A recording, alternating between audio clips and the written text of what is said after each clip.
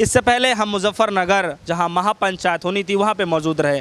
पल पल की खबर हम आपको अपडेट कराते रहे और बताते हुए भी नज़र आए कि किस तरीके से किसान भाई जो है महापंचायत में भाग ले रहे हैं, कितनी की भागीदारी रही, किस तरीके से पूरा जो है महापंचायत चला और क्या क्या जो है वहाँ से बड़े बड़े वादे किए गए। लेकिन महापंचायत तो हो गया, इसके बावजूद भी जो है आज करनाल के अंदर फिर से किसानों का एक महापंचायत होना था, जिसमें जो है पूरी तरीके से पुलिस प्रशासन ने जो है रोक लगा दिया, 144 धारा लगा दी है, लोगों को भीड़ इकट्ठा करने के लिए भी जो है उस पर रोक लगा दिया। कहना है कि जब तक इस सरकार को जो हम हटा नहीं देते हमारी लड़ाई जो है खत्म नहीं होगी।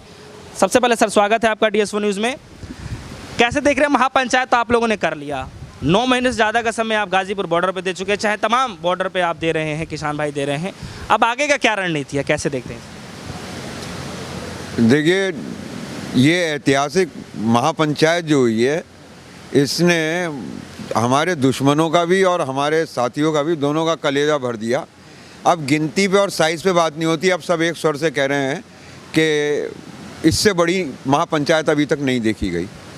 दूसरी सबसे खूबसूरत चीज़ ये है कि जो लोग सत्ता पक्ष के हैं वो भी जानते हैं कि इसकी चौथाई रैली करने में भी तमाम सरकारी संसाधन झोंकने पड़ते हैं, लेकिन ये लोगों के स्वयं के आक्रोश का परिणाम है जो इतनी बड़ी महापंचायत हुई है। अब आप आगे की रणनीति की बात करते हैं तो इससे पहले आपको मैं ये खुशखबरी देना चाहूँगा कि आपने भी इस बात को महसूस किया होगा कि कृषि पे काले बिल से, फिर काले कानून से, फिर MSP पे होते हुए लड़ाई जनवरी तक पहुंची, उसके बाद ये जन आक्रोश में बदली और अब इसमें पिछले कुछ दिनों से आप लोग भी ये शक करने लगे थे कि भाई इतना टाइम हो गया, अब क्या होगा, अब क्या होगा, अब क्या होगा।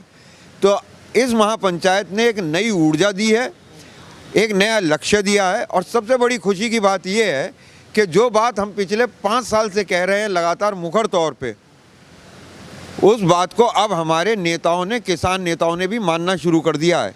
लड़ाई सिर्फ ज़मीन की, फसल की, सिर्फ लोगों की भूख की नहीं है, लड़ाई देश की है। देश बिक रहा है, देश के साथ धोखा हुआ है। अब टिकैत जी ने भी कहना शुरू कर दिया देश के साथ धोखा हुआ है, देश बिक रहा है। तो इसे रोकने के लिए अब जो कदम है, अब उन्हें भी लड़ाई समझ में आने लगी है कि लड़ाई बड़ी है, पूंजीवाद से है, आसान लड़ाई नहीं है। पर खुशखबरी यही है कि आखिर में जीतेंगे हम ही और अब हमारी लड़ाई सही रास्ते पे चल पड़ी है। सवाल अब यहाँ पे ये है कि जिस तरीके से मोदी सरकार जो है जो देश की संपत्ति है उसको जो है लगातार ऐसे लगाए जा रहे हैं, वादे किए जा रहे हैं और उस पर जो आरोप भी लग रहा है और देखा भी जा रहा है कि निजी हाथों में दिया जा रहा है और जैसे कि आप कह रहे हैं कि देश बेच रहे हैं, तब सवाल यहाँ पर यह है कि क्या किसान बिकाऊ है इस समय पे? क्या लगता है आपको ऐसा?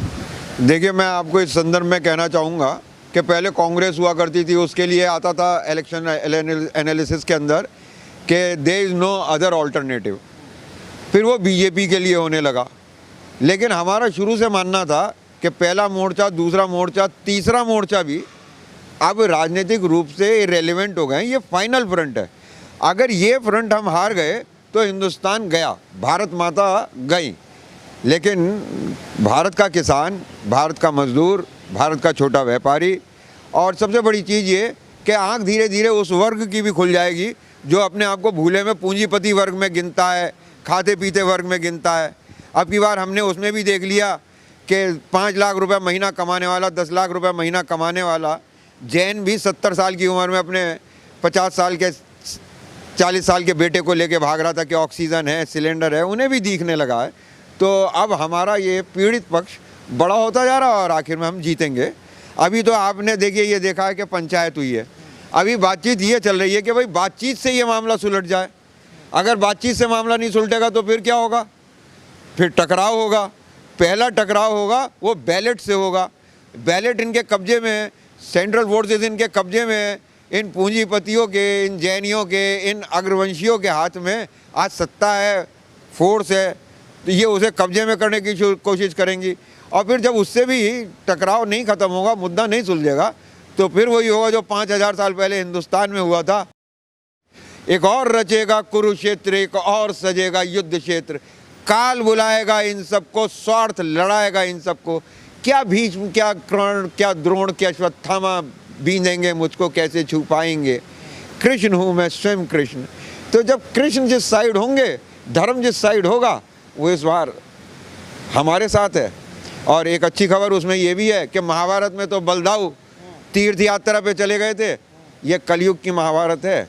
इस बार बलदाऊ कंधे पे हल रख के हमारे साथी होंगे और फुल एंड फाइनल रिपोर्ट लगाएंगे। अच्छा, आपके जो नेता हैं ये कह रहे हैं कि आज़ादी की लड़ाई जो है करीब 90 साल तक चली, तो किसानों की जो लड़ाई है, जो ये संघर्ष कब तक चलने वाला है? देखिए, पहले मैं अपनी आपको बता दूं कि आप जब जब मुझसे ये सवाल पूछ चुके हैं तब तब मैंने आपको फ्रांस की क्रांति का उदाहरण दिया है, तब फ्रांस की क्रांति का उदाहरण दिया और बार बार आपसे ये कहा है कि वहाँ इतनी लंबी क्रांति के बाद क्या आया, संविधान। उनके संविधान ने जो दुनिया को चीज़ दी वो संविधान बाबा साहब अम्बेडकर का लिखा हुआ हमारे पास है। हमें संविधान बनाना नहीं है, हमें अपने संविधान की हिफाजत करनी है। और ये लड़ाई अगर फ्रांस की क्रांति, काउंटर क्रांति, देन काउंटर क्रांति, ये मारकाट अगर वहाँ 100 साल चली है, हमारे यहाँ ये 5 साल में पूरी हो जाएगी। 2024 में हम इसे पूरा कर देंगे। लेकिन केशव प्रसाद मौर्य जो हैं उनका साफ तौर पे ये कहना है कि कांग्रेस और एसपी और आरएलडी जो है जो आंदोलन, मतलब जिस तरीके से आंदोलन कर रहे हैं, तो शाहीन बाग वाला ये आंदोलन होगा जिस तरीके से किसानों का ये आंदोलन हो रहा है। नहीं, उनका ज़्यादा दांव पे था, उनका ज़्यादा दांव पे था। सबसे पहले इन्होंने उन्हें टेस्ट किया, उनकी नागरिकता के ऊपर किया। मैंने पहले शाहीन बाग में भी इस बात को कहा कि जब एक रोबोट को, एक सोफिया नाम की रोबोट को नागरिकता दी जा रही है सऊदी अरब में, उसे के नागरिक हक तय किए जा रहे हैं, तब हिंदुस्तान में करोड़ों लोग, 2.5 महीने की एक बच्ची वहाँ उस जाड़े में उसका देहांत हो गया, तो उन्होंने भी दुख झेला। मेरी तो माल दांव पे है, मेरे साथी की तो जान और माल दोनों दांव पे थी। उसकी लड़ाई बड़ी थी, वो भी लड़ी। और इस लड़ाई के बाद यकीन मानिए कि इस आंदोलन के कामयाब होने के बाद, इस लड़ाई के जीतने के बाद शाहीन बाग भी इसमें समाहित है। अभी आप वहाँ जो देख रहे थे, 70 साल के अंदर जो इन्होंने जहर हमें पिलाया था नफ़रत का, कि साहब तू मुसलमान है, तू हिंदू है, तू अगड़ा है, तू पिछड़ा है, तू ब्राह्मण है, तू राजपूत है, तू जाट है, तू गुजर है, वो सब अब ख़त्म हो गया। मुजफ्फरनगर ही जहाँ सबसे पहले इस नफ़रत की आंधी ने नरेंद्र भाई मोदी को प्रधानमंत्री बनवाया था, वहीं पे आज नारे लग रहे हैं। 7 सितंबर 2013 याद कर लीजिए और 5 सितंबर 2021 याद कर लीजिए, काल चक्र पूरा घूम चुका है। अब वो नफ़रत की हमने पट्टी लांग ली है, वो खाई हम कूद चुके हैं और हम सब एक होंगे। और पहले भी आपसे कहा कि उनकी कोशिश है कि वो बिखेरें, हमारी कोशिश है कि एक करें। वो टिकैत जी ने भी कह दिया वो लड़ाने आएंगे, तोड़ने आएंगे, हम जोड़ने आए हैं। तो अब हमारे नेताओं को भी लड़ाई दिखने लगी है, रास्ता दिखने लगा है, तो हम भी थोड़े सुकून से हैं। अभी जो आपके नेता है राकेश टिकैत जी, चाहे योगेंद्र यादव जी, चाहे तमाम जो किसानों के बड़े नेता हैं, वो अभी करनाल पहुंच रहे हैं। अब सवाल यहाँ पर ये उठ रहा है कि केशव प्रसाद मौर्य जी का ये भी कहना है कि किसान किसी के बहकावे में ना आए, क्योंकि सरकार जो है सदैव किसानों के साथ खड़ी है। तो आप इसको बिल्कुल सही बात कह रहे हैं केशव प्रसाद मौर्य जी, और उन्हें चिल्ला के कहना चाहिए कि किसी के बहकावे में ना आए, किसी के बहकावे में ना आए। एक बार इन व्यापारियों के हाथ में बहकावे में आके हमने जो गड्ढा खोदा था अपने साथियों के लिए, वो हमारे लिए कवर बनने लगा, इस देश के लिए कवर बनने लगा था। अब हम किसी के बहकावे में नहीं आएंगे। केशव प्रसाद मौर्य से कहो कि वो चैन से सोए, हमारी आँख खुल चुकी है, हमने दुश्मन पहचान लिया, हम बहकावे में कतई नहीं आएंगे और इस लड़ाई को उसके अंजाम तक पहुँचा देंगे, वो निश्चिंत रहें। लेकिन एक सवाल यहाँ पर यह है कि इस महापंचायत जो हुआ उससे बड़े तौर पर क्या देखने को मिल सकता है? जनता क्या समझे कि वहाँ से बड़ा ऐलान क्या क्या हुआ है, इनको समझ में आ जाए। हमने वहाँ ठोकरें लगा के अपनी ऊर्जा को एक दिशा दी है, गति दी है। और अब यकीन मानिए कि ये फोर्स जो है ये परिवर्तन की फोर्स बनेगी, परिवर्तन का बल आएगा इसके अंदर। और 2022 में योगी जी और 24 में मोदी जी अगर चले गए, नहीं इन्होंने ईवीएम वाली गड़बड़ करी, तो महाभारत नहीं होगा, वरना फिर महाभारत होगा। ये कह रहे हैं कि बाहरी लोग हैं सत्ता में, इन्हें बाहर भगाना होगा। हाँ नहीं, देखो गुजरातियों की मानसिकता से बचो।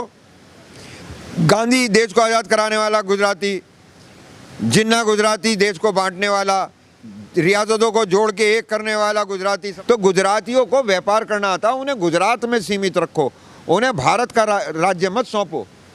गुजराती सक्षम नहीं है। गुजराती जब जब सत्ता में आए, जब जब इन्होंने हमारे नेता कहते हैं 90 साल आज़ादी की लड़ाई, अरे वो लड़ाई भी हम भटक गए थे गुजरातियों के चक्कर में मेरे भाई। अगर स्वामी विवेकानंद को सुना होता, नेताजी सुभाष चंद्र बोस को सुना होता, शहीद आजम भगत सिंह को सुना होता, तो हम गांधी के रास्ते पर नहीं जाते। अब हम वो दोबारा धोखा ना खा लें, ये आज़ादी की लड़ाई दोबारा रास्ते से ना भटक जाए, फिर कोई गुजराती, कोई व्यापारी, कोई पूंजीपति आके ठग के ना ले जाए, उसके लिए हम सचेत हैं और अपने नेताओं पे नज़र रख रहे हैं। लेकिन संजय सिंह जी, यहाँ पे एक सवाल अब ये उठता है, राकेश टिकैत जी का भरे मंच से ये कहना था कि जो किसानों की जो लड़ाई है वो बीजेपी सरकार से नहीं है, भाजपा सरकार से नहीं है, वो मोदी सरकार से है। आप इसको कैसे देखते हैं, इसमें डिफरेंस क्या है? आपके ही मन से मैं पहली बार कह चुका हूँ, कई बार कह चुका है, कई बार इस बात को कहा है, अब की बार मोदी सरकार, अब की बार मोदी सरकार। तो ये मोदी की सरकार है, बीजेपी की सरकार ही नहीं है। क्या हैसियत है राजनाथ सिंह की, क्या हैसियत थी रविशंकर प्रसाद की? ऐसे ही उठाया और बाहर निकाल के फेंक दिया जैसे मक्खी गिर गई हो चाय में। ये भी नहीं जाना कि ये आदमी कौन है, क्या इसकी योग्यता है, कितना पढ़ा लिखा है। वहाँ सिर्फ और सिर्फ चमचों की वो थी। तो ये गुजरातियों की और इनकी मोदी की सरकार है, बीजेपी की सरकार नहीं है। तो इसे जाना तो है ही, उसमें दंड भुगतेगी बीजेपी, उसका दंड भुगतेगी आरएसएस। अब आप पूछेंगे आरएसएस कैसे भुगतेगी? हिंदुत्व की बात आरएसएस करती है, और 250 साल बाद, पानीपत की लड़ाई के 250 साल बाद इनके दिल्ली सत्ता में कब्जे में आई थी। अब ये जो जाएगी तो ये फिर 250-500 साल को चली जाएगी, ये कलेश भी कट जाएगा। अच्छा, बंगाल में जो है टिकैत जी कह रहे थे किसी को भी वोट दे दो लेकिन बीजेपी को वोट मत दो, और इधर जो है नरेश टिकैत जी ये कह रहे हैं कि जितने भी राज्य हैं जहाँ पे चुनाव होने हैं तो बीजेपी के खिलाफ जो है अभियान चलाएंगे किसान जो हैं। तो आप इसको किस नज़रिए से देखिए, अब परिवर्तन में जो सबसे बड़ी रुकावट है वो बहुत छोटे छोटे से कंकड़ हैं, लेकिन बहुत महत्वपूर्ण है। राजनीतिक पार्टियां अपनी महत्वाकांक्षा के चक्कर में, अपने आप को मजबूत करने के चक्कर में, अपनी उपस्थिति विधानसभा में, संसद में बढ़ाने के चक्कर में इनके हित ना टकरा जाएं। तो इस वक्त संयुक्त किसान मोर्चा की जिम्मेवारी ये भी है कि वो पब्लिक को ही नहीं, वो इन नेताओं को भी, जो छोटे छोटे नेता उभर आए हैं, इनको भी धकेल के उसी लाइन में लेके आए कि सब मिलकर एक जगह लड़ें। अगर वोट बिखरने लगेगा तो फिर नुकसान हो जाएगा। तो सबको एक जगह जोड़ना है और ये आज़ादी की लड़ाई ऐसे ही पूर्ण हो जाएगी, हम लोग जीतेंगे। मतलब आप लोग जो है जो चुनाव होने हैं सन 2022 में, उसके बाद फिर 24 में, आप लोगों की भूमिका बहुत अहम रहने वाली इस बार किसान आंदोलन? हाँ, संयुक्त किसान मोर्चे की भूमिका बहुत इसलिए महत्वपूर्ण हो जाती है कि वो जितने धरती पुत्रों की बात करने वाले, अब जैसे हरियाणा का उदाहरण ले लीजिए, खट्टर किसान की बात नहीं करेगा, कांग्रेस किसान की बात नहीं करेगी, लेकिन अगर चौटाला वहाँ पे देवीलाल की इंडियन नेशनल लोकदल करती है तो संयुक्त किसान मोर्चे को देखना चाहिए कि उस पौधे को पानी इस वजह से दिया जाए कि वो हमारे साथ हर वक्त खड़ा है, हर संघर्ष में खड़ा है, सबसे पहले भाग कर आता है। तो वो किसान की बात करता है। जो किसान की बात करेगा गठबंधन में साथ चलेगा, जो वोट बिखेरने आएगा, वोट कटवा होगा, उसे ज़्यादा बुरा दंड दिया जाएगा, बीजेपी से भी ज़्यादा दंड दिया जाएगा जो वोट कटवा होगा। और जो किसानों के प्लेटफॉर्म पे साथ आके वोटों को एक जगह जोड़ने की कोशिश करेगा, और इस काम में संयुक्त किसान मोर्चा की बहुत अहम भूमिका होगी। तो हम अगर इसे करने में कामयाब हो गए, वोट को बिखरने से रोकने में कामयाब हो गए, तो हमारी 100% सफलता है।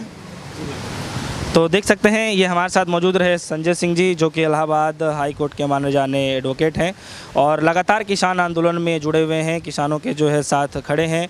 और जिस तरीके से महापंचायत का जो देखने को मिला, जो नज़ारा देखने को मिला, लोगों की निगाहें लगातार इसी बात पर टिकी हुई है, क्योंकि बहुत कम समय बचे हैं चुनाव को लेकर के। क्या सरकार कोई बड़ा फैसला लेगी, ये आने वाला वक्त बताएगा। फिलहाल के लिए इतना ही। जुड़ रहे हमारे साथ, देखते रहिए डेसो न्यूज़। धन्यवाद।